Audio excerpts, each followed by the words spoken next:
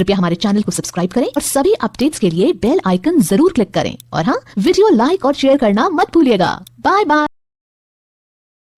कहानी है रामपुर गांव की, जहां के मर्द महिलाओं को हमेशा नीचा दिखाने की कोशिश में रहते। अरे अभी तक खाना नहीं आया, क्या मुझे एक और शादी करने की जरूरत है? नहीं जी नहीं, ऐसा मत करना, वरना मैं कहाँ जाऊंगी। खाना लेकर मैं अभी आई जी। गांव की पंचायत में भी फैसले हमेशा औरतों के खिलाफ ही रहते। मैं जो फैसला सुनाता हूँ वो भगवान की आज्ञा होती है। इस लड़के ने अपने मन से शादी करके अच्छा नहीं किया। लड़के को घर भेज दो और इसकी शादी इसकी जाति की किसी लड़के से करवा दो, लेकिन ये लड़के, इसे तो गांव के बाहर निकाल दो। नहीं नहीं जमींदार साहब, ये क्या बोल रहे हैं? ऐसा नहीं हो सकता। मेरी बेटी मासूम है, इसे अच्छे बुरे की समझ नहीं है। अरे कहाँ जाएगी ये बेचारी? कहाँ जाएगी? इतनी चिंता है तो पूरे परिवार का गांव निकाला कर देते हैं। बेचारे पूरे बसे बसाए परिवार को गांव छोड़ना पड़ता है। चाहे जो हो, अगर बेटियों को कंट्रोल नहीं कर सकते तो गांव में रहने का कोई मतलब नहीं है। यहाँ औरतों को दब कर रहना होगा। कोई भी अपने हिसाब से कुछ नहीं कर सकता, सब ईश्वर की मर्जी से ही होगा। तभी गांव का एक आदमी दौड़ा दौड़ा आता है। सरपंच साहब, जमींदार साहब, वो कालिया है ना, उसकी बेटी पढ़ने के लिए शहर जा रही है। अच्छा, ये कब हो गया? और कालिया की हिम्मत कैसे हो गई ऐसा करने की? लेकर आओ उसे और उसकी बेटी को। बस फिर क्या था, हाजिर हो जाते हैं कालिया और उसकी बेटी सरपंच के सामने। अरे कालिया, ये क्या सुनने में आ रहा है? बेटी को इंजीनियर बना रहा है तू? और ये बता, गांव में तो स्कूल नहीं है, फिर कहां से इतनी क्लास पास कर गई तेरी बेटी?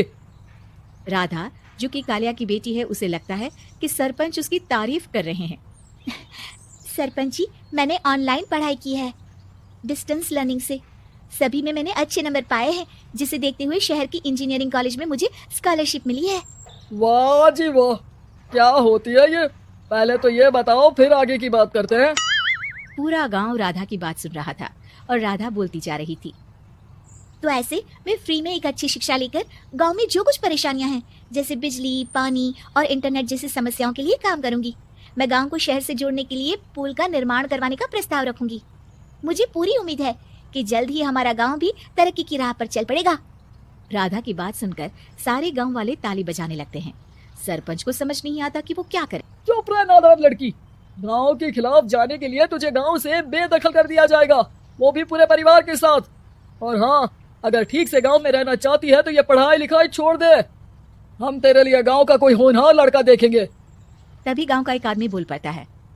अरे नहीं नहीं सरपंच जी, राधा बिटिया जो बता रही है, अगर वैसा हो जाए तो हम लोगों को पैसा कमाने के लिए बाहर नहीं जाना पड़ेगा। हाँ जी, और ना ही कोसों दूर पानी के लिए भटकना पड़ेगा।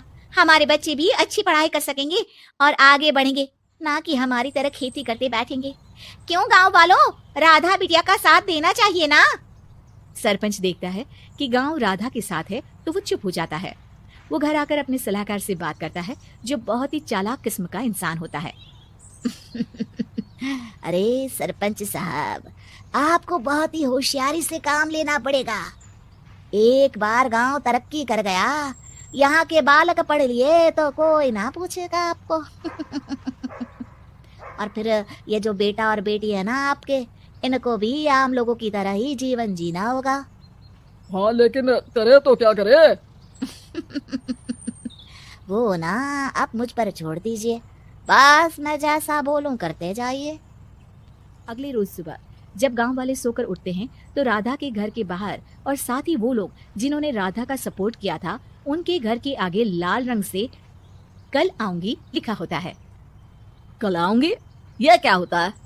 अरे यह तो खून से लिखा है, लगता है कोई भूत प्रेत या चुड़ैल का साया है। चलो सरपंच के पास चलते हैं। सभी सरपंच के पास जाकर उसे सारी बात बताते हैं।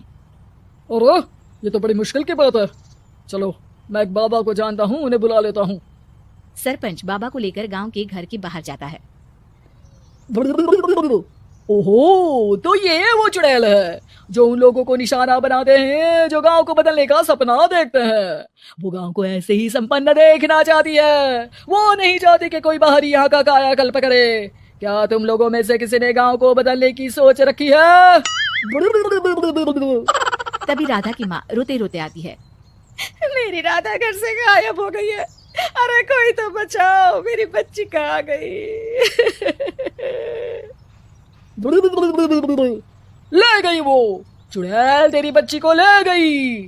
अब वो उसे श्रापित करके छोड़ेगी, उस पर चुड़ैल का साया हो जाएगा। तभी बुरी सी हालत में राधा भी वहां आ जाती है। उसके बाल चुड़ैल की तरफ फैले होते हैं और कपड़ों में खून लगा होता है। सभी राधा को देखकर डर जाते हैं। माँ, पता नहीं मुझे कौन उठा कर ले गया था। अरे दूर दूर हो जा चुड़ैल, अब हम लोग इस गांव में नहीं रुकेंगे। अरे कैसी बातें कर रहे हैं आप?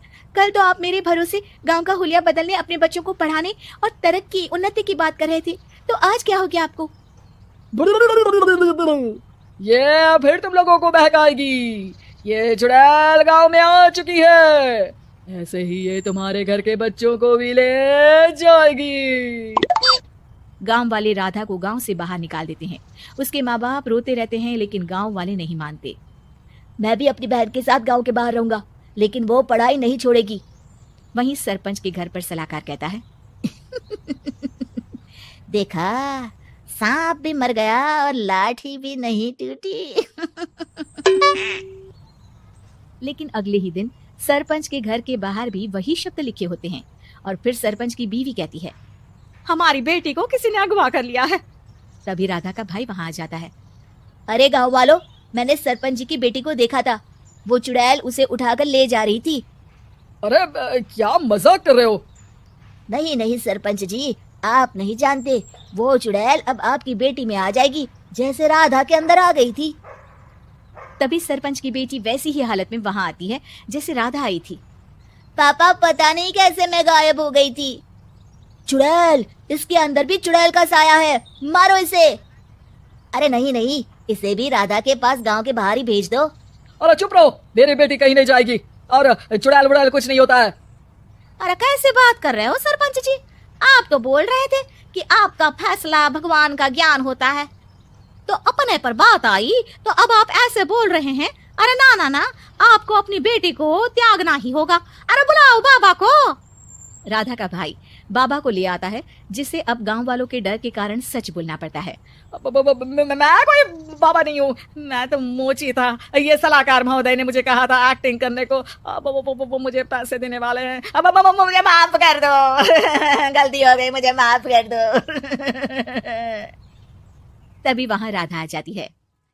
देखा सरपंच जी, जब गांव के बच्चे साक्षर होंगे तो आप जैसे लोगों की चालाकी नहीं चलेगी। उम्मीद है कि आपको हमारी ये कहानी पसंद आई होगी।